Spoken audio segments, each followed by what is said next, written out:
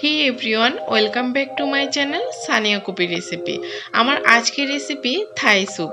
কিভাবে এই হেলদি আর টেস্টি থাই স্যুপটা রেস্টুরেন্ট স্টাইলে খুবই অল্প সময়ে তৈরি করবেন, সেই রেসিপিটাই আজকে শেয়ার করছি। আর এই স্যুপটা খেতে এতটাই মজার যে একবার তৈরি না করলে কিন্তু বুঝতেই পারবেন না। আর এটা তৈরিও করা যাবে মাত্র 10 মিনিটে। তাই পুরো ভিডিওটা দেখবেন, আশা করি সবার কাছে আজকের রেসিপিটা ভালো লাগবে। থাই স্যুপ তৈরি করার জন্য এখানে আমি ইনস্ট্যান্ট যে ম্যাগি থাই স্যুপ পাওয়া যায় সেই প্যাকেট নিয়েছি 2 প্যাকেট, আর 2টা প্যাকেট কেটে এখানে একটা মিক্সিং বলে 4 কাপ হালকা গরম পানির মধ্যে আমি এই থাই স্যুপের মিক্সারটা মিক্সড করে নিচ্ছি খুব ভালোভাবে। অবশ্যই হালকা গরম পানির মধ্যে কিন্তু এই থাই স্যুপটাকে প্রথমে এভাবে গুলিয়ে নিতে হবে। এখন এটা একপাশে সরিয়ে রাখছি আর চলে যাচ্ছি স্যুপটা তৈরি করতে। স্যুপ তৈরি করার জন্য একটা প্যানে 1 টেবিল চামচ দিয়ে দিচ্ছি রেগুলার খাবার তেল। এখন দিয়ে দিচ্ছি হাফ কাপ কিউব করে কেটে রাখা মুরগির মাংস, আর দিয়ে দিচ্ছি 10-12টার মতো মাঝারি সাইজের চিংড়ি মাছ।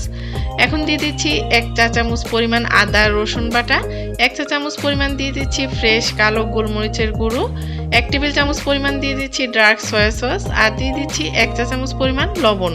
অবশ্যই লবণের পরিমাণটা একটু বুঝে দিতে হবে, কারণ সয়া সসেও লবণ রয়েছে, আবার আমি স্যুপের যে মিক্সারটা তৈরি করে রেখেছি সেটাতেও কিন্তু লবণ রয়েছে। তাই লবণটা প্রথমে অল্প দিতে হবে, পরে টেস্ট অনুযায়ী আপনারা অ্যাডজাস্ট করে নিতে পারবেন।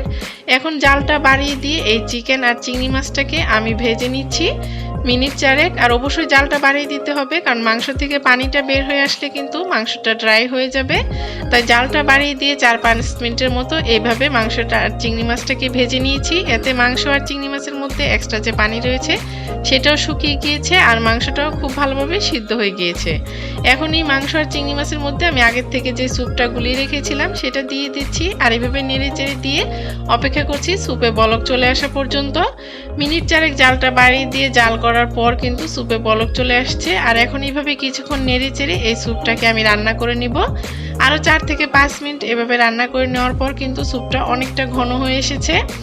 এই পর্যায়ে আমি স্যুপের মধ্যে অ্যাড করে দিচ্ছি 1 টেবিল চামচ পরিমাণ কাঁচামরিচ কুচি। এই স্যুপটা নামানোর আগে এভাবে একটু কাঁচামরিচ কুচি দিয়ে দিবেন, এতে খেতে কিন্তু অনেক বেশি ভালো লাগে। কাঁচামরিচটা দিয়ে আমি আবারও নেড়েচেড়ে মিক্সড করে দিচ্ছি, আর মিনিট 2 এটাকে জাল করে নিব।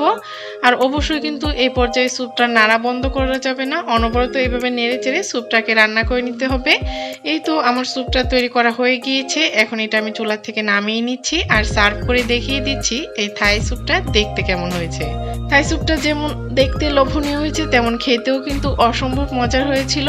খুবই অল্প সময়ে মাত্র 10 মিনিটে ঝটপট এইভাবে ম্যাগি হেলদি থাই স্যুপ দিয়ে থাই স্যুপ তৈরি করতে পারেন। ছোট থেকে বড় সবাই খেয়ে কিন্তু অনেক বেশি পছন্দ করবে। তাহলে আজকের এই সহজ রেসিপিটা কেমন লাগলো অবশ্যই কিন্তু কমেন্টস করে জানাবেন।